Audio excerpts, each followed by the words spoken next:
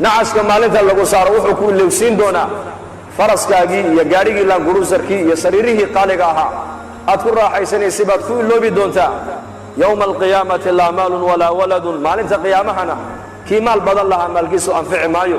kii qabiil laandheeraha ka dhashay qabiilkiisu anfici maayo kii awlaad badan lahaa awlaaddiisu anfici mayso wadammatu lqabri tunsi leylata alcursi mar allii marka qofka qabriga la dhiga buu rasuulku noo sheegay xadiis kale qabrigu sidaa buu iskugu yimaadaa deedna feelaha qofka ayaa sidaa isku dhaafa haddii qabriga isku yimaadkiisa nin ka badbaadi lahaa buu nebigu yidhi sacad binu mucaad baa ka badbaadi lahaa buu rasuulku yidhi calayhi salaatu wasalaam atadruuna man huwa sacad waa ninkii geeridiisa maalintuu adduunyada ka intiqaalay carshiga raxmaanku u gariiray faraxan liquduumihi imaadku adduunyada ka tegey bixidda sacad uu maalintii adduunyada uu ka baxay ayaa ilaahay jalla wacalaa carshigiisa raxmaanka u dhaqaaqay farxad daraaddeed jibriil baa soo dhaadhaco nebiga u sheegay oo yidhi nin asxaabtaada ka mid a ayaa go'ay oo ahlu samuhna ay ku bishaaraysanayaan imaadku adduunyadii ka yimiday markaa buu nebigu sara kuxuu yidhi yaa jibriil sacad binu mucaad baan u malayn buu yidhi inuu go'ay deedna uu soo degdegay nebigu calayhi salaatu wasalaam ilaa saxaabada rasuulka kabihii ay gashanayn ay ka go'een markaasay nebiga soo gaadheen markaasay dhaha yaa rasuul allah socodka waa nagu daalisee markaa buu nebigu yidhi haa waa nigu daaliyey sidii xantalo malaa'igtu ay ugu maydhay inay sacadna hortay u maydho ayaan ka cabsoonayo inaan sacad gacantayda ku maydhaan u soo degdegayay buu rasuulku yidhi waxauna jibriil ii sheegay buu yidhi carshiga raxmaanku faraxan isagoo ku faraxsan imaadka sacadu adduunyadii ka yimiday inuu carshiga raxmaanku u gariiray ayuu jibriil ii sheegay buu rasuulku yidhi markii janaasadii la soo saaray la qaaday bay munaafiqiintu yidhaahdeen maydkan fududa markaasuu nebigu yidhi ha odhanina sidaa war ma haysaan idinkuye 70,000 oo malag ayaa maanta arlada u soo daadegay maanta ka horna malaa'igtaasi arlada maynan iman sacad binu mucaad janaasadiisa ka soo qayb galana weynina sidaa buu rasuulku yidhi markii qabriga la dhigana nebigu wuxuu leeyahay qabriga isku imaadkiisa haddii shaksi ka badbaadi lahaa sacad binu mucaad baa ka badbaadi lahaa buu rasuulku yidhi wadammatu lqabri tunsi leylata alcursi habeenka u horraysay zafaafka waa habeen taariikhda ku qoran weeyaan habeenka u horraysay nin kastoo dhallinyaraa uu gabadhiisa zawjadiisa xalaasha uu la aqalgalay iskugu horreeyeen habeenkaa waa habeen taariikhiya weeyaan lama iloobo laakiin isku imaadka qabrigu isku imanaya marka u horrayse lagu dhigo habeenkaasaa lagu halmaamaa buuhi ninka shaacirku aaway shucuurta ayaa dareenkaasi maanta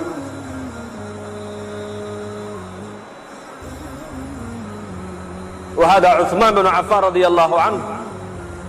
ذي النورين markuu qabuuraha dul yimaado ilmadu garhkiisa qoyn jirtay ilaa laabtiisa waxaa la yidhi yaa cusmaan jannada iyo naarta ayaa laga sheekeeyaa ma oydida qabriga markaad dul timaadda maxaa loo oydaa baa lagu yidhi waxa uu nebigu noo sheegay calayhi salaatu wasalaam ayuu yidhi qabrigu waa aqalka aqallada adduunyada ugu dambeeya weeyaan waana aqalka aqallada aakhira ugu horreeya halkaa ninka ku nabadgalana nabadgelyadii runtaa u dambaysa buu rasuulku yidhi halkaa ninka lagu cadaabana cadaabkii weynaa baa u dambeeya buu rasuulku yidhi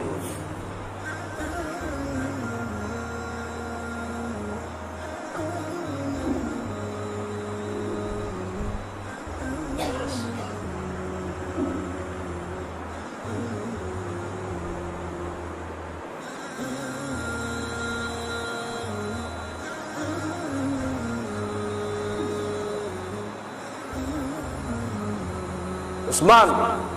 رضي الله عنه وأرضاه وصحابي جليل كهاية بيد إلهي كو امتحامي لو شيء إن الامتحامي ولي من يسكت صبري عجيب beertii nebigu uu ku jiray buu albaabka loo garaacay nebiga Abu Musa al-Ash'ari baa irid taagnaa markaasuu nebigu u sheegay yaa rasuul albaabka waxa garaacay Abi Bakar markaasuu nebigu soo gal ka dhaab Abu Bakar jannada ugu bishaaree haddana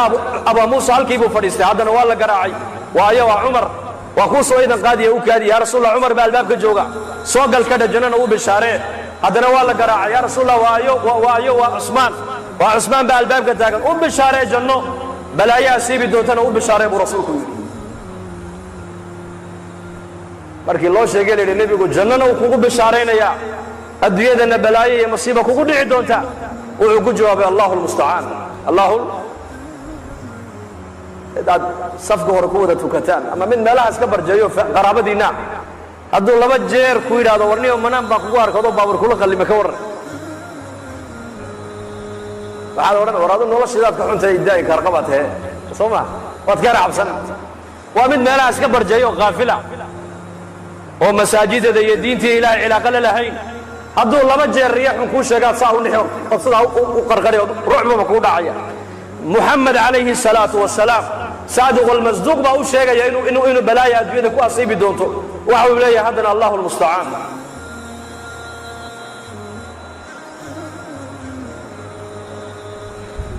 وهذه فاطمة بنت محمد رضي الله عنها سيدة نساء هذه الأمة في الجنة أزواج النبي عليه الصلاة والسلام والنبي قد احفر ديو أي فاطمة النبي أصوب شيء ويكفر يستي ويدنكتي ويدنكتي ويدنكتي ودنكتي النبي عليه الصلاة والسلام إن انتيسي مركاسو كالي فاطمة يرمى كو شاقي يدكتو وحو شاقي وعيد روان للما قد عضت فاطمة عائشة أركيس أم المؤمنين رضي الله عنها مركابو النبي يقول هذا كالي فاطمة ريك الله كو شاقي يدكتو وحكا له كو شاقي إسلام مركيبة فاطمة هذا هو يقص الشيء إيه فرح عليه عائشة مالين دنبا يدي oo diraarintii maalintaadii aabaha in dhaxmartay ee marna ku ooyday marna aad ku farxaday ii sheeg markaa bay tiri hooyo ku sheegi maayo sirtaas aniga iyo nabiga naga dhaxayso kuma sheegayo walaakin Aisha may halmaamine markii nabigu kaleey salaatu wasalaam adduunyada uu ka intiqaalay ay maalin uu yeedhay ka tiri maadaama nabiga adduunyada ka intiqaalay sirtii adii nabiga naga dhaxayso maanta inaad sheegto way ku banaantay ii sheeg markaas ay tiri hadda waa ku sheegaya arrin sirta u horeysay kaliilmeeyo waxay ahayd waxa uu sheegay geeridiisu uu sheegay inay dhowdahay dadna waan ooyay beetir oo inta adigu arkayseen sirta labaad uu sheegay ku farxay waxay ahayd wuxuu igu yiri ha ooyin Faaduma ya Amus miyaan raalli ku ahayn haweenka ummadda nabi maxamed ee jannada galaya gabadha ugu darajo sareysa ugu barwaaqaysan in ilaahay ka dhigay miyaan raalli ka ahayn raalli baan ahay tiri riwaayad kalena wuxuu nabigu ku yiri haweeney Amus Faaduma ehelkayga qofka dhimashada igu soo xigay oo adiga Amus igu yiri dadna waa farxay bay tiri qof dhimashadiisa loo sheego farxaya ka warramay intuu diyaar garoobo qofkaas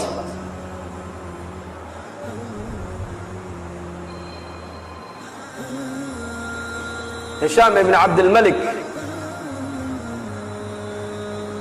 أيا ويا أبو حازم يزيد الرقاشي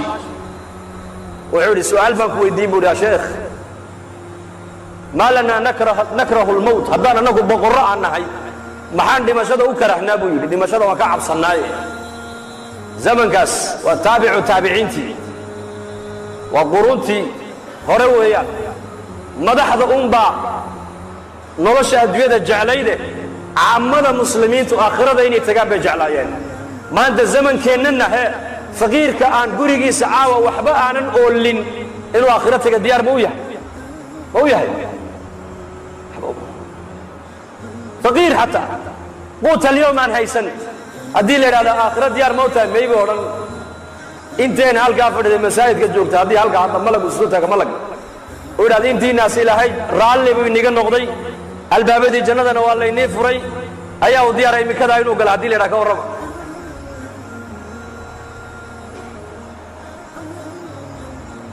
wuxuu yiri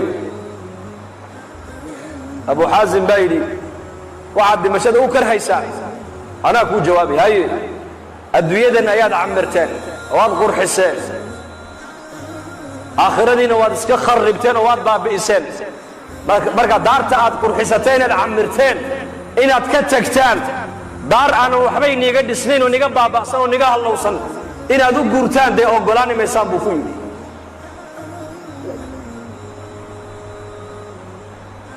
dadku goormay aakhirada jeclaanayaan goormay la kulanka ilaahay jeclaanayaan waa marka dadka acmaali ka horeyso waa marka sahay ay ka horeyso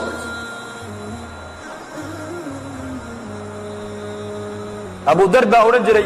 صدق بان الدنيا وجود جعلها تذكر نوي كرهان دمشقة هي فقرقة هي بوكتانتا صدق على تذكر نوي بصداني يقولون جعلها يبويلي مع الله جعش هاي بالويلي وحنا جعلها فقرقة وتواضع بود تواضع بالجاه لا فقرقة حنونك وحنا جعلها ودم داف كلما قفك مؤمن وحنا صدق الدم بالجاه دافا دمشقة وحنا جعلها ما تقرن يسابويلي ما ينوشك la kulanka rabbigay baan jecelahay buu laana dadkaasi waxbay qadimteen iyagu maalintuu dhimanaya Abu Dar cidla cad buu keligii ku dhintay meesha ribda leeyda xaaskiisii buu u yeedhay isagoo sakaraada way ku dul ooyday markaasuu ku dhina maxaad loo yeesaa markaasay ku tiri kama maarmi karo kuma maydhi karo kuma aasi karo mara kafan ku noqotana kuma hayo markaasuu ku yiri dhageyso halka u bax tuurka u bax buu ka yiri safar jamaaca muuminiina soo mari doontee kuwa baa aniga aasi doonay igu yeedh buu ka yiri markaasay ku tiri xageed dad aan ka arkaa bay tiri xageed dad ka soo maraan xilliga jidka xajigi xajka ka noqonayna uu go'ay hadee toole وحشكين مر هورا لغا نقدee dadka dariiqa soo marayay sheegaysa waa dadkay bay ku tiri niyay dhageysa buu yiri koox anigu aan kamid ahay anagoo masjidka dhex fadhino xalaqad fadhina ayuu nabigu nagu soo baxo wuxuu yiri mid baa iniga mid ay inika keligii cilla ku dhimani doona keligii buu cilla ku dhimani doona aaskiisana jamaaca muslimiin oo muuminiin ayaa ka qayb gali doonta ragii maalinta aan la fadhiyay nin kasta oo dhintay nin magaalo ku dhintay nin tuulo ku dhintay nin reerkiisiiba ku dhintay ninka cillada ku dhimanaya nabigu sheegay ee jamaacada muuminiintu aaskiisa ka qayb gali doonto waa anige ordo tuurka u baxo jamaacadii nabigu sheegay baa soo mari doonta igu yeedh buu ka yiri bal sida hadalka nabiga u rumaysan yahay dadkaas muslimiinta maanta adduunyada joogta iyo muslimiinta qarniga caalamka joogtay farqiga noo dhaxeeya waa yaqiin خبرك النبي محمد أي كم مغلين أي بقول يكرم إسناي بقول نجي نبي بقول شاقي بقول وعنيقا إعلان لك كل منا يرقي كلو دوي وضع دنتين تولا يمجال يقرية يرير كوجا كل دنتين نجي إعلان لك كل منا وعنيقا جماعة النبي بقول شاقي بأسكي كقاي بلي دونتي هل كأوب حجوك سبوري جماعة بدرك دونتاي يسقون السكرات كي بهايا تور تابع بور بيفوشا حقا يا حقا وحكا صداي ايغتا hadana way soo noqotaa maradeeda intay qoysay madaxa u saarta hadana way ku noqotaa sidee u noqonaysay ba aragta jamaacad muslimiin oo dariiqa maraya maradeedii ba markaa sida u tiri baa la dhigay markaa bay soo leexdeen haweenay bay arkeen buurta dul taagan xad ma cidada ku dhigay waxay tiri saaxiba rasuulillaahi sallallahu alayhi wasallam nin nabi maxamed saaxiibkiya ayaa cidada ku dhimanaya kaalayo ila aasabay ku tiri markaasay dhaadeen oo waayo waxay dhaadeen waxay tiri waa Abu Dar al-Ghifari radiyallahu anhu Abu Dar baa cidla ku dhimanaya kaalayo ila aasa markaasay soo yaaceen ay dhaadeen nufdihi bi abaayina wa ummahatina hooyooyinka iyo aabahay ayaa ku furanaynaaye masaaxiba rasuulullaahi baa cidla ku dhimanaya markaasay Abu Dar oo sakaraad ugu yimaadeen markay dhulka ka soo qaadeen dhabta ay ku qabteen oo indhaha kala qaaday horta wuxuu ku yiri bishaaraysta muuminiin baatino nabiga inuu sii sheegay buu yiri xadiiska nabigu markii buu bishaaray takalana wuxuu yiri dhageysta laba qof oo muslimiina walaalkood ma dhinto hadday u sabraan oo aynan u ooyin oo ihtisaabna ilaahay ajar ka dalbaan oo u sabraan adoonkaas naar ma arkay waa niga dhimanaya maanta cilla ku dhimanaya nabiga ay sheegay hay ooyin iska sabr buu ku yiri arrinka saddexaad ee sheeg waxa weeyaan mara kafan igu filan hadaan haysto iyada kafan leeyga dhigi lahaa laakiin ma haysto xaaskayguna mara kafan igu filan haday haysana maradaaba kafan leeyga dhigi lahaa iyaduna ma haysatee idageysta walaalaha iyo ragiina meesha maraya dawladda islaamka nin u soo shaqeeya haduu inagu jiro dharka uu sitaa aniga kafan hayga dhigin buu kafan uga ma barin dharkaas muxuu dhowraya xaaraantu ka dhowraya jirkiisa inay taabato diin buu wataa taqwad buu wataa iimaan buu wataa zaad buu wataa zaadka uu aakhira la tagaayo inuu ka boorooba ayuu diidan yahay innagana zamankan halkan marayna waxa ku cunin wala cunaa ilaa wax walba cunta Soomaali gaajada un baxarana bay koonanayaan gaajada un baxarana kullu jismin nabata fil haram fan-nar awla bihi jirka soo xaraan ku karabu nabigu yiri naarta uu xaq loo cuni doonto buu rasuulku yiri xaraantu iska daa adiga ilaa oo shaawadaada taatiirsa shaawadaada way saameyn umadkaaga xaraanta taqwaduna awlaada iska soo baxda warac awlaadu ka soo baxaa lidaalika nin boqora quruntii hore ah ayaa qasrigiisa soo galay isagoo walwalsan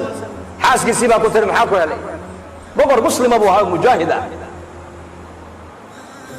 dowladihii ka dhisnaa bay ahayd bilaad alhindi wasind markaasuu yidhi inankeenii yaan ciidanka u dhiibay ee mujaahidka ahaa ayaa la ii soo sheegay in la soo jebiyo laga soo adkaaday markaasay tiri wada gaadhsiinaya u nasteexaynaya muuse iyo haaruun labadaasaa ducaad ahayd baa la yidhi lidaalika muusa calayhi salaam arrintii markay adkaatay wuxuu yidhi dhegaysta ma asaad moodaysaan arrinku qaala kallaa inna maciya rabbii sayahdiin محمد نبينا محمد صلى الله عليه وسلم مركي أبو بكر النبي قلت قلان محمد إذ يقول لصاحبه لا تحزن إن الله بهذا ده إن الله معنا حديث كنا ما ظنك يا أبا بكر باثنين الله ثالثهما موسى وحيري معي أنا قار وحي لجرى إلهي قار بإلهي إلجرى ولكن محمد وحليه هو الولين هم مرقون أبو بكر إلهي بمعنا لبدن أبو بكر صديق رضي الله عنه وهي النبي يقول له الصعداء نبي يقول له دداليا نبي يقول له الجولينيا نبي يقول كحينجري سوق مقالة مكة موسم الحج توسنوا عربت مركز سوى حجيان أي النبي يقول نجري أبو بكر قريش هدينا مغلي ويدي عربتها حاج كتمد لقيا الرسالة إن نلف فهمانه إكحيو إيجيبي ورنجري مرقاس أبو بكر هرس عنجري ورنجري ورسول الله صدره هذا القصة دقيست ورنجري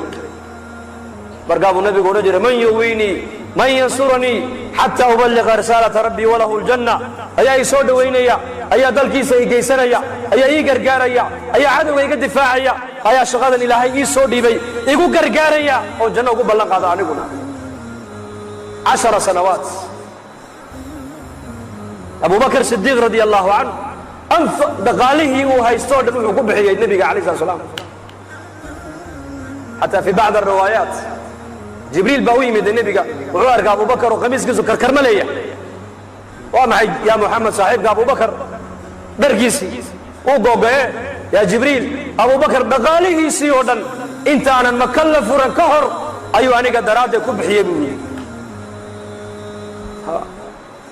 حتى مالين عمر يا أبو بكر باسكو دعي مدينة مركي اللي يمدي دولة بلارت مرقاسا النبي قال الله شاقي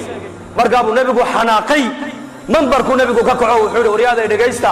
ننكسو إنكي نقمدا دين تا إسلام كمالين تاري نيقو ياري واتكدوك ستين واتكسو فكري سين واتكسو فكري بعد قلت سدادين أبو بكر مالين تان كويري إلهي بأي صدر والرسول بانعي رمبات شاتي بيقيري هذا رمبات شاتي مرقاسو لعكتيسي سودو أبو بكر حوليس هو استعماله أي أنا أقول هو استعماله دقاله يسيبه إلى السبيب رسولك يري أي أبو بكر ما يدين يسا مالك قدك عربي أرينا يسينا قدك أنقلينا يسقى صاحب إلهها قيامهنا حوض كدوش يدين أبو بكر يسقى إلى صاحبه لذلك موسى عليه السلام حيد أنا رب جيبا معي قاع خاص معي داس لأن أبو بكر صديق النبي يقول حيري محاضر ملينا سا أبو بكر وإننا أركان إسكنداية لبي إلى حسد حين يأرك كرام وتربية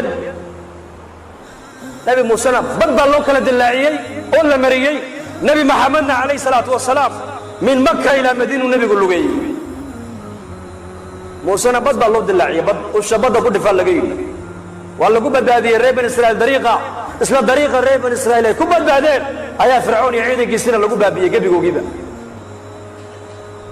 النبي محمدنا ما يقول له جاي رسول كذا قال لي يريدي قد بو قلي رات كسيب الله دبا قري 29 يوما بو نبي يقول له جاي نبي موسى بدل الله دلاعي نبي محمدنا ولا له جاي سي فرق يوضح يا معي إلهي مونا كرين إنه نبيك كدح قادم مكة ومدينة جيو نبيك مكة جوجا أيا هل كي وجيفي إنتو الله قاد نبيك اللي جاي مسجد الأقصى من مسجد الأقصى إلى سماء الدنيا من سماء الدنيا إلى الثانية الثالثة الرابعة الخامسة السابعة إلى سدرة المنتهى هل كي لنا نلك وكهي وولد ديرا أي نبي الله سوء عليه maalintii hijradana maxaa nabiga ilaahay u daalinayay markaas xigmada ku jirta maxay tahay zaadul maad buu kaga hadlay ibn qayyim al-jawzi rahimahullah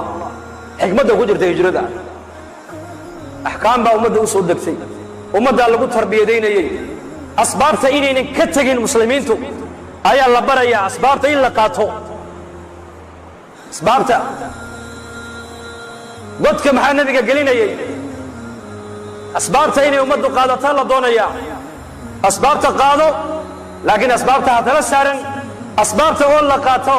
waa sunnadii nabiga iqtidaa'an binnabiy loo qaataa waa shariicada islaamka ilaahay yidhi nacam waa diinta ilaahay naga doon inaan qaadano asbaabta oo la ictimaadaana ilaahay ma ogolo waa gaalnimo wanda muslimiin badan waxay ictimaadayaan asbaabta asbaab bila asbaab lama noolaan karo ku odhan كصلي رسول ما نقول دري يا هذا لا دري صبر ده كعينه صلاة تكبيرة الإحرام بكبل عمتها كل ما تعال تسليم سما تسليم دي ولا قاعد نهدو قفك تكني ما ممكن هدو كذا بكع كورة مكبح صلاة يا بطلت صلاته فإن شاء الله مجالس دينية أدبيات أدبت الله إلى عليه مجالس تنين تقاربوا بكبل عمتها وأقول لما سبحانك اللهم وبحمدك إن شاء الله وصبرنا إن شاء الله إن شاء الله هذا وفدينا سمع مركز يقول هذا شيخ ونقص سوقا بيد هذا أنا سوقا بالمركز لأن خرج مسنا سنة لا درت بنو الله يا يقول لا درت بنو دقي سنة وقول لي وكلام معاشنا سمع الله إنه بركة ما شاء الله وين نجمع وقت خير يسوي جعش يسوي في الدان الجالس عني قدك قال النبي أبو بكر بقدك كود داعي يا رسول الله يكاد أنا كان جاي برجع سكاي كفر النبي صلى الله عليه وسلم عجيب واس هجرا دتك النبي قال الله سعدنا الدرجة إلى هاي كوسينا يا قرآن كوا مالين تدتك دبوا عنا إلى هاي بالليل قرقاري الله أنت النبي قو قرقاري وايين أبو بكر إلى هاي جل وعلا سجار هو أمانة مالين تاس هذا نقول كيف وكبح رسول وين لو جايين سراقة بن مالك نكل ليدا أي رات النبي قو صبري لأن النبي يجيب سوق قال لي أنت الله السعودي مر أبو بكر النبي حق ضبو كاميرا مر حق هرو كاميرا مر حق ضبو كاميرا مر حق هرو كاميرا مر قابو النبي قول أبو بكر مر معادي يقول رسا مر معادي قدم بيسا يا رسول الله حق ضبو مركا كاقا عبصدنا وان كادم بيا وحين على عدو النبي حق ضبو كاقا إيمانا يا انتي نبي وحي الليل أذيك هورتا هواكو يا ليان حق هورا مركا كاقا عبصدنا وكاهر مرا مرقاب النبي عليه الصلاة والسلام أبو بكر والله يا بي لأن السدي أي السعودين أي نيك سراقة بن مالك ليدا أي سوق قال النبي يا أبو بكر بالله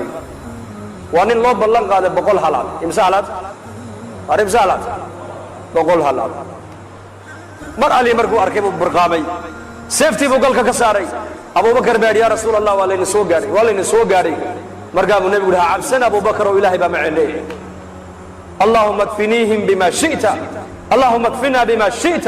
عدوغا نسوها ليلي سدا عدوغو أدونت إله ونقاق قبب رسولك دا بدي وفوشنا فرسك سيبا دولكو خبطيبا لدينك مركبا مركاسو قيلي محمدو تاسو سوهيك النبي وانقون دب دنب نيقا دبا إيمان ماي إيقا سيدا مركاسو إله يبري إله كسيدا فرسك مركبا لقيب الله صوابحي وانين بقول هلادو قيل الله بلان قاري بقول الله كورزر كسو قاد هذا لو كسو دبا سيدا فرسكي لأن مركاسو نبي الله مع الإساقة قببود نولو مع الإساقة قبو إله إساقة بدولكو قبتبال إله لوغيسي بدولكو قلي مركاسو النبي سوكلا نقضي مركاسو هديتو لننكي وحويري دب دنبه هديتو لكاقا دبا إيمان مايو عدوك إيقا دنبينا وانوعين وانورانا يا طريقا عندنا ممرين هرتا هذانا قيلة يجيبها داقية على مبان قسيرة واحد وتكسي قادو markaa buu nebigu yidhi may uma baahni geelaage keen buu yidhi waxaan kuu qoro waxbaan kuu qorayaa soo adduunye ma doonaysa sow aniga waxaad ii daba ordaysa adduunye jacaylkaama haa keena waxbaan kuu qorayaaye saan buu markaa u soo saaray berigaa saan baa wax lagu qoran jiray wuxuu u qoray nebigu baa la yidhi siwaaraya kisra boqorka kisra carshiga markuu dul fadhiisto kursigiisa boqortooyada gacmo waxa uu lahaa dahab oo halkan yaalla gacmo dahaba labadiisa gacmood buu sidaa markaa u dhex gelinayay xarraga iyo kibir labadaa gacmood uu boqorkaa leeyahay dahabka suraaqata binu maalik baan u qoray buu rasuulku yidhi deedna uu iska socday rasuulku ilaahu dhulka ka sii daa waa la sii daayay uu iska noqday khalaas saantii buu duubduubtay halkaa buu gashaday haddeetoole cajiib raggaasi carabta ma og tahay madiinuu iska makuu iska yimiday quraysh buu ku yidhi war ma arag anu maxamed ma arag waan waaye idaaya madiinuu yimid ee u islaamay ninkii wuxuu bilaabay safaradii nebigu galay o dhan inuu la baxo jihaadka haddee toole yujaahid fii sabiili illahi caza wajal khilaafata cumar bnu khadaab radia allahu canhu ayaa la keenay siwaaraya kisra boqorkii kisra dowladdii furus maalintii sacd ibnu abi waqaas ciidankiisu maalintay dumiyeen ayaa cali bnu abi aalib iyo cumar oo meel fadhiya magaalada madiine dibaddeeda fadhiya ayaa la soo mariyey baqal baa lagu keenay gacmihii kisra kursigii kisra khasaa'intii kisra oo baqal lagu jiidayo markaasuu cumar bnu khadaab uu yaabo wuxuu yidhi yaa abalxasan ragga dahabka intaa la eg ka keenay furus ee noogu keenay madiine waa rag ammaano leh markaasuu abalxasan baa yidhi annaku iyo kan la yaabi mayna buuhi waayo adiga ayaa dhowrsoonaado hantidii ummadda ka dhowrsoonaadee haddii amiirku uunan hagaagin raciyadduna ma hagaagteene islaaxa aad ku arkaysa raciyaddaada adigay kaa bilaabato adiga ayaad karaamadaas kale buu ka yidhi cumarow madaxdiiba hagaagtay wallaahi suma wallaah horumarka ay gaadheen asxaaba muxamed calayhi salatu salaam lama gaadhi karayo taariikhdaas lama gaadhi karayo haddii cid kastoo timaada ma gaadhi karayso abubakar iyo cumar iyo saxaabadii rasuulka halkay gaadheen madaxdiisa cumar markuu talada u dhiibayo saddex buu kula dardaarmi jiray saddex aqallada muslimiinta inay ka sarrayn ha la mid noqdaan albaabadiinu ha furnaadaan cuntada aad cunaysaan ha noqoto muslimiinta qoyska ugu daciifsan cuntaday cunayaan tiinula ha la mid noqoto buu jiray cumar bnu khadaab maantana innaka mar alli markii adduunyadu noo biirto gaadhigaan bedelaynaa oo gurigaan bedelaynaa oo mobeelkaan bedelaynaa oo hadalkaan bedelaynaa oo qayli markay lacagta u biirto ya allah ilaahuna astur tawaaduc saxaabada rasuulku wixii adduunye ee guryahooga timiday dharkoogii may bedelin aqalladay deganayna may bedelin wallahi may bedelin cumar bnu khadaab baa u yeedhay siwaray kisra iyo ay keena ma keenteen suraaqata bnu maalik baa le u geeye nebiga u ballan qaaday u geeye buu yidhi suraaqata bnu maalik oo aqalkiisii fadhiya oo cibaadaysanaya ayaa loo keenay gacmihii kisra oo la yidhi waa kan arrintii nebigu ku ballan qaaday qaado markaasuu yidhi kisraba anfici waaye maanuu anfacayaa buu yidhi baytalmaalka muslimiinta dhigoo ummadda siiya buu yidhi innagana maanta adduunye yar hadday noo timaadda muslimiinta salaadii bay ka kaxaynaysaa cibaadadii bay ka kaxaynaysaa khayrkii bay ka kaxaynaysaa war adduunyadu qiimo ma leh diinta ayaa qiimo leh salaadda ayaa qiimo leh cilaaqaadka ilaahay aan la leenahay baa qiimo leh walaalayaal waa inaan diinteenna ku qanacnaa maxaa muslimiinta maanta badaha ugu dhammaanayaan iyagu ashaadanaya kitaabkay ku taallaa arsaaqadda la yidhi oroba iyo maraykan bay taallaa wa fi samaa'i risqukum arsaaqadda dhulka laguma sheegin samadaa lagu sheegay arsaaqadda inay ka timaado majlis uu nebigu fadhiyo ayuu nebigu asxaabta sidaa ku yidhi waxaan arkayaa buu nebigu yidhi madaa'in alciraaq ciidankii muslimiinta oo madaa'in alciraaq furtay oo gabadha shiima bintu buqayla la yidhaha ee boqorka la dhalatay oo masar madow madaxa ku wadata oo baqasheedii fuushan iyo gabdhihii u khidmaynaya in hareeraha ka socdaan ayaa ciidanka muslimiinta gacantooda soo gasoon arkayaa buu rasuulku yidhi hurayn binu fatik saxaabiga la odhan jiray ayaa sare ku yidhi nebi allow ciidankaa maalintaa furanaya madaa'in alciraaq haddaan ka mid noqdo gabadha ay iga hor timaado gabadha aniga hallay siiyey dagoore goortaa imikada buu yidhi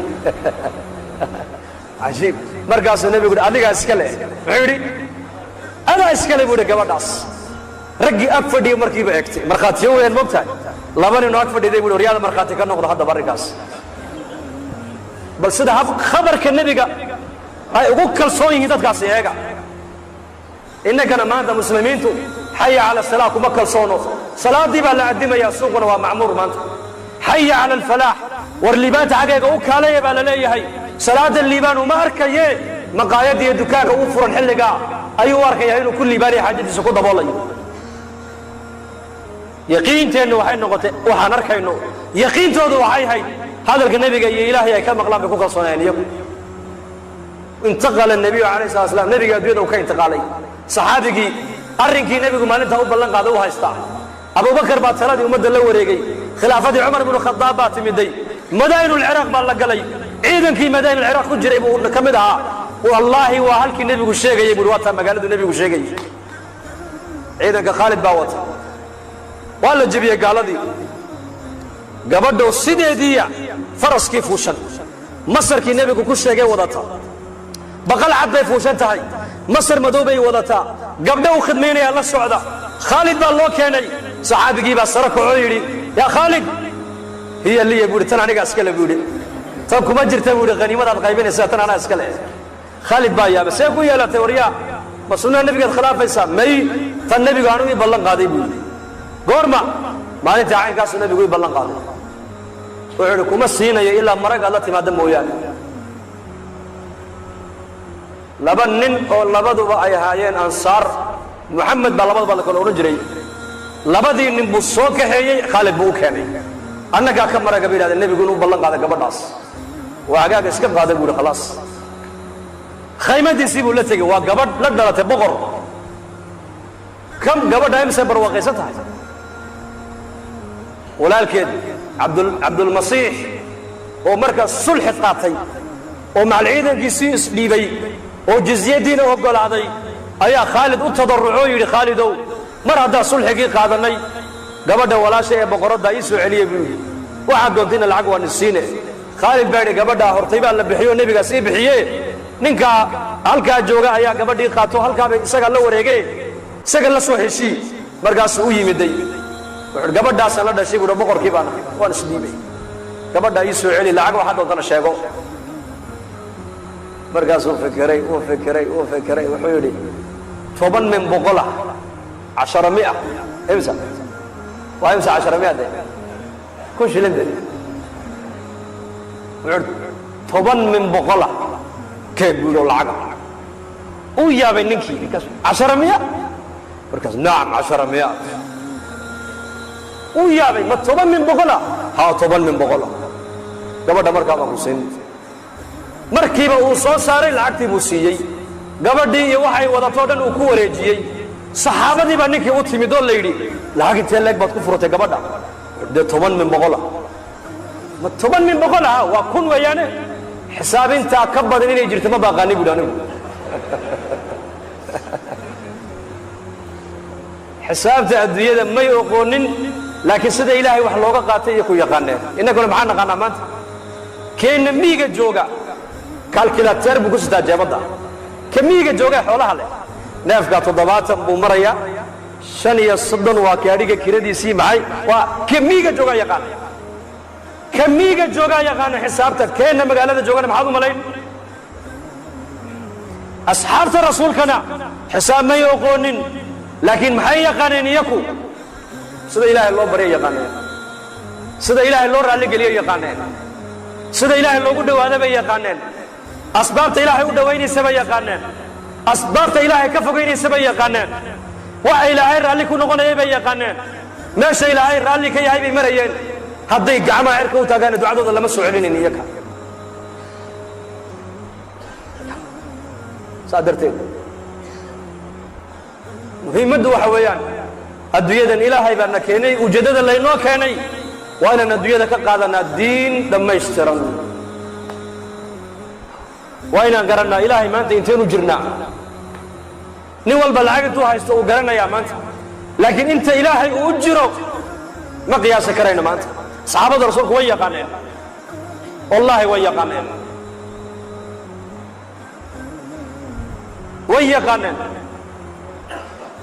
sacd ibn abi waqaas baa soo galay basra dad meel ku urursan buu arko meel taagan oo nin dhagaysanaya markaa buu sacad ku yidhi maxaad ninka u dhagaysanaysaan muxuu sheegayaa waxaa la yidhi abubakar iyo cumar buu caayaya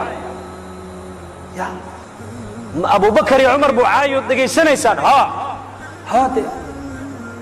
markaasoo loo baneeyey sacd waryaa buu yidhi maadaa abubakar iyo cumar caayi kara waan caayi waxaabay sameeyeen iska daldalay zindiiq buu ahaa war dadkaas ilaahay baa raalli ka noqday camalka ogina way la tageene ka daa dadka cayda ka dhaaf buu iska daa ka daa cayda war waan caayi oo dhibaatay noo geysteen oo caynkaasoo markaasuu war cayda waad ka dayn oo waad ka dayn buu yidhi wa ilaa wallaahi haddii kale waan ku habaari buu ka yidhi habaarkayguna dhulka uma dhaca buu yidhi markaasuu yidhi waan ku habaari nebi baa tahay buu yidhi bal habaarkaaga soo sii daa saasuu hadlay sacad bin abi waqaas wuxuu yidhi intuu gacmaha cirka u taagay buu ilaahayow ninka abubakar iyo cumar caayaya inaad abubakar iyo cumar raalli ka noqotayna waan raalli baan ka nahay ilaahay adaa noo sheegay oo nebigaagii baa noo sheegay oo in janno loo bishaareeyey mubashiriin ahaayeen nebigaagii baa dhegahaygaa kaga maqalle jamaca halkaa jooga intay kala dhaqaaqin ilaahu ninka aayad iga tus buu yidhi wuxuu yidhi neef geela oo shilis oo meelay ka timid la garanayn unbaa dhulka sidaa uga soo baxdaa la yidhi dadkiibaa sidaa u kala jeexday isagii intay u tegtay sidii harraati ula dhacaysay naftu kamay tegin ilaa naftu ay kaga saartay mooyaane naftii markay gaw ka tiri ninkii iyay hashii oroday baa la yidhi waa la daba yaacay geed bay sidaa uga daba wareegtay meelay martayna waa la waayey markaasuu sacad bin abi waqaas yidhi alxamdu lilah ilaaha waxaan ku mahadiyaa buu yidhi hee dadkaasi iyakoo cuqdad abubakar iyo cumar aan u qaadin intay meesha ka dhaqaaqeen baa ku mahadiyaa buu yidhi leanna aayad bay arkeen khalaas inta ilaahay ay u jiraan iyaku way garanayeen iyaku leanna tarbiyadda nebigay ka qaateen alayh salatu wasalaam diin bay ka qaateen nebiga diin bay ka dhaxleen ilaahay cilaaqadiisay ka dhaxleen maanta muslimiinta caalamka cilaaqadaasaa nagu yar bas wax kasta muslimiintu maanta way haystaan asbaab caalamka asbaabta u badan maanta muslimiinta haysta cadad ahaanna haddii la eega tirada muslimiintu ma yar tahay ma yar laakiin tayadeennii baa yar maanta saa darteed bay culimmadu leeyihiin ummaddan waxaa loo baahan yahay mar labaad in iimaanka iyo diinta loo jadiidiyo dacwaddu waa laba qaybood dacwad gaalada loogu talagalay waa dacwat lislaam dacwadna muslimiinta loogu talagalo waa dacwat liimaan gaalada dacwadda loogu talagalay waa maxay soo islaama waad nabadgalaysaan dacwada muslimiinta loogu talagalay waa maxay tacaalow nu'min birabbina saaca kaalaya soo gala masaajida ilaahay saacada rumaynaya saa darteed walaalayaal ilaahay uuna doortay oo diintaasaa ilaahay noo doortay oo muslimiin baa ilaahay naga dhigay ummaddii nebigaa ilaahay naga dhigay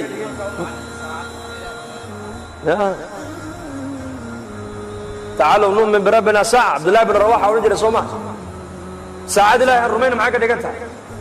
iimaankii waad ku dhalatay islaamnimadu waad ku dhalatay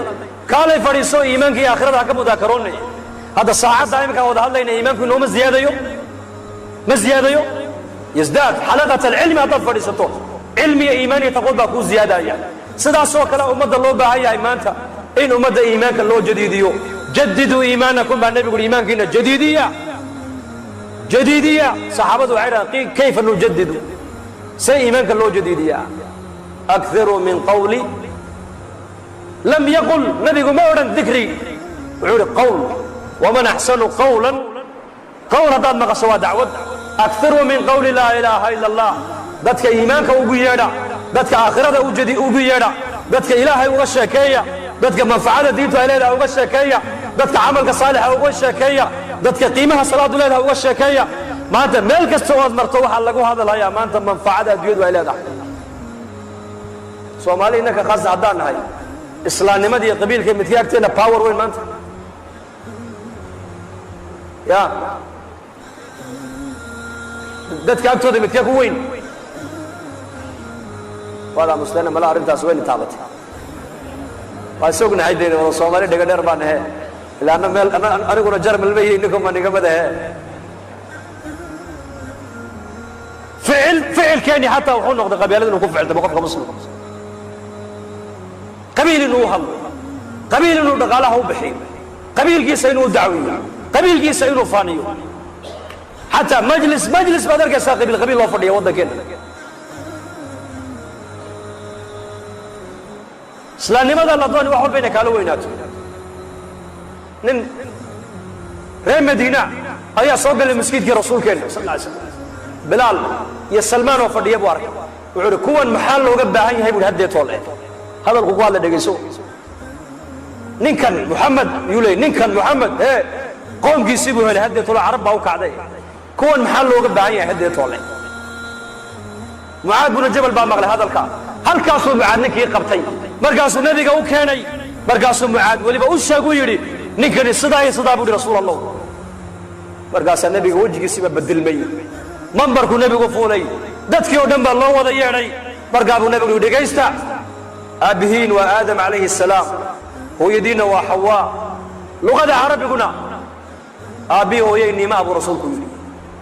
man takallama biha fa huwa arabiy ba nabigu yiri ninka luqada arabiga bartay ku hadla waa arabi hadalka markuu nabigu yiri khudbadii buu joojiyay muaad bin jabal wali ninkii sidaa buu hayaa markaa uu ya rasuulallah ninkan maxaa ka yeelaa markaa buu nabigu yiri da'hun lin nar يا معاذ نيجا النار تا كاغا فلنا نار تا وداب رسولك كاي وان المسجد النبي جوج الله سعو عود النار تا كاغا فلنا نار تا وداب مالنتي النبي جينا ادويدا كا انتقالي عربتي ردوداي ee diinta ka noqotay ayuu kamidaha isagoo murtadala ninkii wala dilay baa leeyahay hadalkii nabiga ya xaqiiqo maadaama hadal wuxuu ku hadlay ummadda midnimadeeda kala geynaya oo cunsuriyadii qabyaalad abuuraya hadalkaabuu ku mutaystay ninkaas inuu naar ku dambaynayo inagana maanta qaadhaankaan bixinaa soo maa qaadhaanka reerka war qaadhaankii reerka waxaa la doonayaa maanta qaadhaankii diinta la gurayaa maanta yaa saa u diyaara insha allah na dhahda qaadhaanka diinta diyaar ma u tihiin diinta haddaan maalkeenna waqtigeenna salaaxiyadeenna cilmigeenna cimrigeenna caqligeenna raganimadeenna diinta culimmada keliya lagu dayn maayo shaqadeeda caamada waxaa la doonaya diinta inay ka shaqayso reemigu diinta inay ka shaqeeyaan baa la doonaya tujaartu diinta inay ka shaqeeyaan baa la doonaya quraadu diinta inay ka shaqeeyaan baa la doonaya imaamadu diinta inay ka shaqeeyaan baa la doonaya mu'adiniintu diinta inay ka shaqeeyaan baa la doonaya ummadan waa ummad daran weeyaan waa ummad daran oo ilaahay baa daran ummadan maanta cilgi diinta markaan u daynay inay culimada umma diinta ka mas'uula oo iyagu waxa sheegaan caamadii waxay ku dhaceen inay 24 saac qabiil u ficiltamaan qabiil qaaraanka u uriyaan qabiil u hadlaan qabiil u fariistaan qabiil ka sheekeeyaan qabiil u ficiltamaan qabiil isku jeclaadaan qabiilad isku dirraan qabiil u urursadaan wadankeena maxaa dumiyay qabiil baa dumiyay qabiil baa halkaa ina dhigay waxaa dad badaha ku gurmaya maanta bilowgii waxay ka bilaabantay waa qabyaaladu waxaasoo dhan dhibtayna soo gaadho dhan asaaskeegu waa qabyaalad weeyaan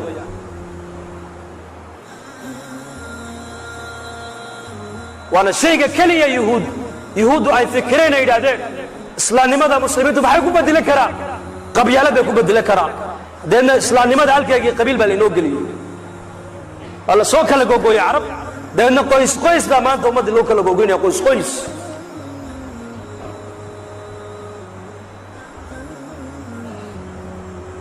inaan fikirna laynaga doonaya walaalayaal oon murugoono xaaladda maanta ummaddu ku jirto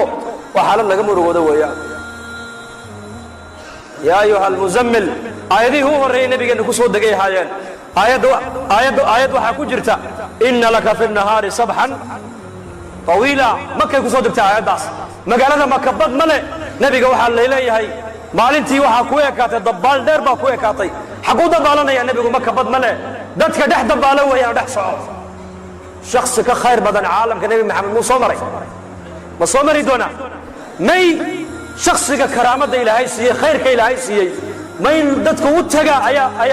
أيا مناسبة ومسوين نوي ما هذا سوى قدري يا وإن نوي ما تصومه ولكن النبي محمد وحو كبل أبي إنه مدى يسوق وتجو إنه يسوق دول كسبه in isaga dhagax lagu aaco, in isaga wajigiisa shariifka qandhuuf lagaga tufo, in isaga cay aan u qalmin lagu caayo, la yidhaha majnuun, mucallamun majnuun. ma jawaabaya nebigu, ilaahay baa u jawaaboo yidhi ma anta binicmati rabbika bimajnuun. shaacir bay yidhahdeen, ilaahay baa u jawaaboo yidhi wamaa huwa biqawli shaacirin. kaahin bay yidhahdeen, ilaahay baa jawaaboo yidhi wamaa huwa biqawli kaahinin. way hadleen, lasta mursalan bay yidhahdeen, ilaahay baa jawaaboo yidhi innaka la min almursaliin. alyadda nebigay alyadaynayaan, nebigu ma jawaabayo, yaa u jawaabaya, ilaahay baa nebiga difaacaya. wallahu yacsimuka min annaas. shaksi ka khayr badan adduunyada ma soo marin rasuulkeenna, mana soo marayo. aayaddaa markay soo degteenna macnaheegu waa maxay? waa dabaal. reer bari baa tihiinoo badda waa taqaanaa. ninka berriga lugaynaya meeshuu u socday hadduunan gaadhin ee cedeedu qabato, geedka ugu har fiican buu ku leexdaa oo ku nastaa, soo saama. laakiin ninka dabaalanaya badweyn ku jira ka warrama, ma joojin karo. goor buu joojinayaa? bas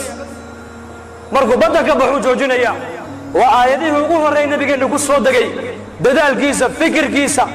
dadaalka uu nebigu qaaday waxaa laga cabbiray nin bad dhex dabaalanaya. axaadiiskana dhegayso. sakaraadkii markuu qabtay ayay tidhi faatima, waa karba abataah, waa karba aabbahay waa kurbaysan yahay maanta. markaa buu nebigu indhaha kala qaaduu yidhi laysa calaa abiiki karabun bacda alyowm. yaa faatima, aabbaha maanta kurba iyo dhibaato ugu dambaysa. aayaddii hore iyo xadiiska sasaar maxay ka dhigan tahay markaa xadiiskan? baddii waan ka soo baxay, hadda nasashadii raaxadii aniga ii bilaabmaysaa. manhajka qofka muslimka laga doonayo inuu ku noolaado waa manhajkaas. raaxa adduunyada nooma taallo. tamatuc iyo tanacum gaaladaa iska leh. muslimka adduunyada waxaa loogu talagelay inuu mujaahado iyo tadxiyo iyo dacwad iyo hijrad iyo nusrad iyo fikir iyo murug iyo amri bilmacruuf iyo nahyi can ilmunkar iyo tacliim iyo tasgiyad iyo tarbiyad inuu ummadda anfaca la doonaya qofka muslim.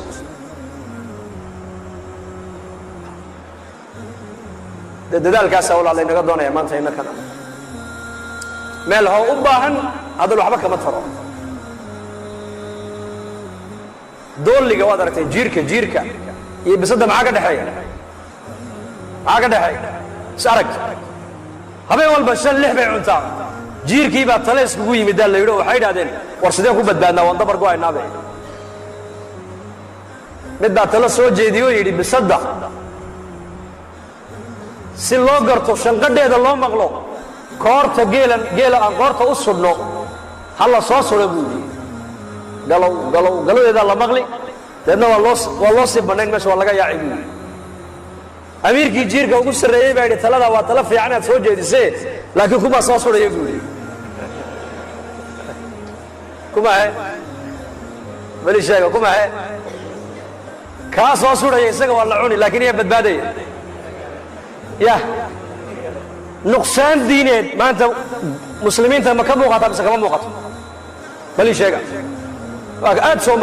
maa waa dareensannahay kulligeen. waxaa la doonayaa maanta inaan raggii soo sudhay inaan noqona laynaga doonaya. jiirkaa soo sudhaya waa la cuni isaga, waa la waayi khalaas, laakiin ayaa badbaadaya. ummaddaa badbaadaysa. qisat alghulaam xadiiskii saxiixa ghulaam, inan yar boqorkii wuxuu ku yidhi aniga midda keliyaad igu dilaysaa waxa weeyaan dadka magaaladoo dhan soo saar, anigana geedkaa igu xidh, qaansadayda iyo leebkayga soo qaad. markaad ganaysa waxaad tidhaahdaa bismi illaahi rabbi alghulaam, ku gan. sidaasumaa kaaga dhiman buuhi, anigu si kale kaaga dhiman maayo. yarkaa muxuu doonayaa? inay ummaddu hidaayo hesho, inay ummaddu hada huwa tadxiya. u dilay, u dhinta kii yaraa. dadkii oo dhan waxay idhaahdeen aamanaa birabbil, waxaa la yidhi 70,000 bay ahaayeen baa la yidhi, dakhaluu fi lislaam. waxaan ka fahmaynaa axaadiistaas nabigeena sal lla ly slam. haddaan doonayna ummaddu inay hidaayo hesho, inay ummaddu xaqa fahamto, inay ummaddu diinteeda u soo noqoto, in muslimiinta ilaahay qur-aanka ku sheegayay inay noqdaan haddaan doonayno,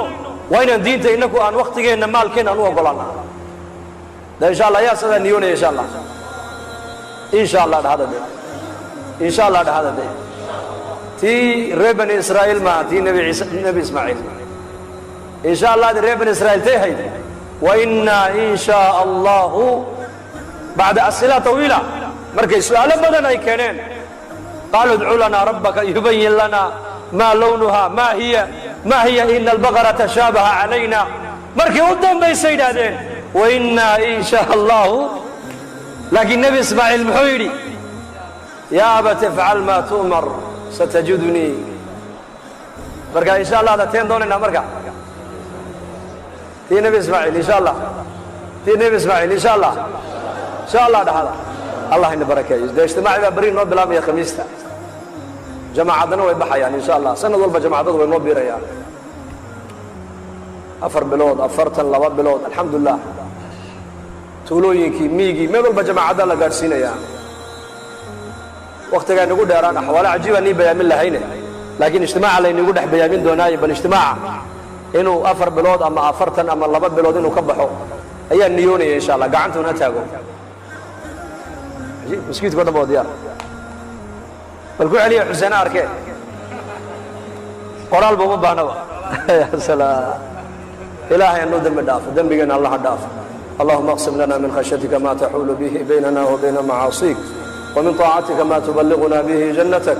ومن اليقين ما تهون به علينا مصائب الدنيا ومتعنا اللهم بأسماعنا وأبصارنا وقواتنا أبدا ما أبقيتنا واجعله الوارث منا واجعل ثارنا على من ظلمنا وانصرنا على من عادانا ولا تجعل مصيبتنا في ديننا ولا تجعل مصيبتنا في ديننا ولا تجعل مصيبتنا في ديننا ولا تجعل الدنيا أكبر همنا ولا مبلغ علمنا ولا إلى النار مصيرنا واجعل الجنة هي دارنا ولا تسلط علينا بذنوبنا من لا يخافك فينا ولا يرحمنا يا مغلب القلوب ثبت قلوبنا على دينك سبحانك اللهم وبحمدك نشهد أن لا إله إلا أنت نستغفرك ونتوب إليك صلى الله على نبينا محمد